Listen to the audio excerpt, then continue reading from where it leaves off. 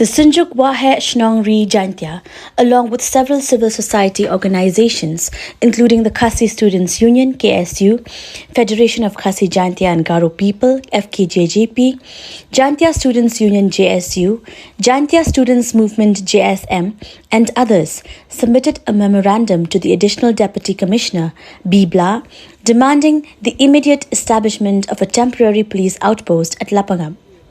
The delegation proposed that the outpost be set up near Pinthor Lapangap, adjacent to the area identified as Lom Umchurngan, a location close to the disputed stretch where recent incidents of illegal tree plantation by individuals from Assam have been reported.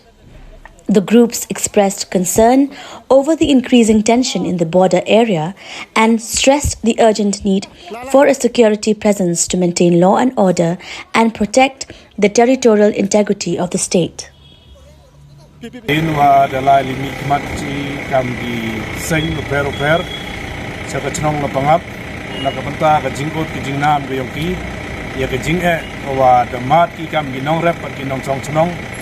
Kini ki bru yang ke karbi dawan ki wow la litung litep nani la litung i kita kiding hei thau wadang hap ko chong na pangap kamte heju ipor na kaliang yang ke dorbar yang ke ilaka silang mentang kala de pensnya ko ye ut ye nam ko i kita kijing ko ka jing ka tur pot yang kini ki karbi na ko por harakat ke jing senran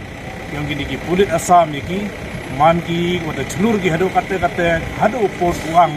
wadang hap po ke chong la pangap de lai ki dan ni ke singi na kaliang yong i kam ke SYNJUK WAHEH SHNONG bat ki sein na do ke JSU ke KSU FKJJP ke JSM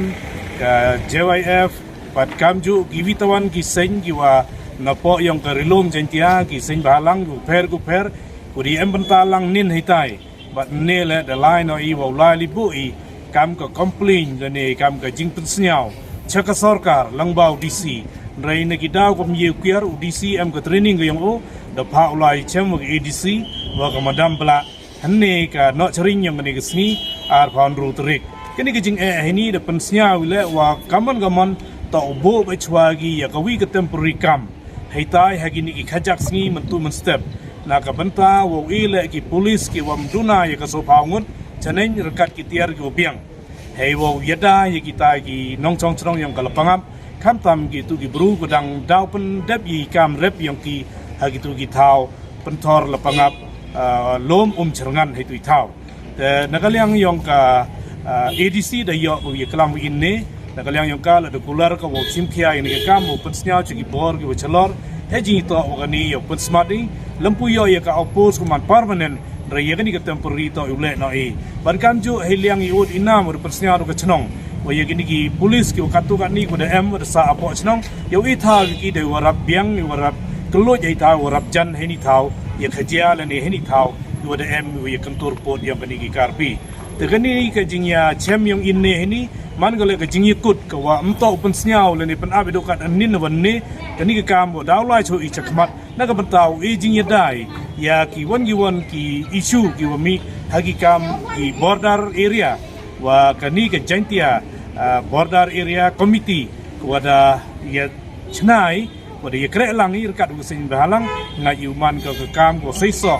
wanra i ka chongsup chong chngai ha po yang ri Jaintia rengkat ke jing ya kre lang i wa ke district administration bat wa ki bor yang ko sarkar nagi por ko daw ko chakmat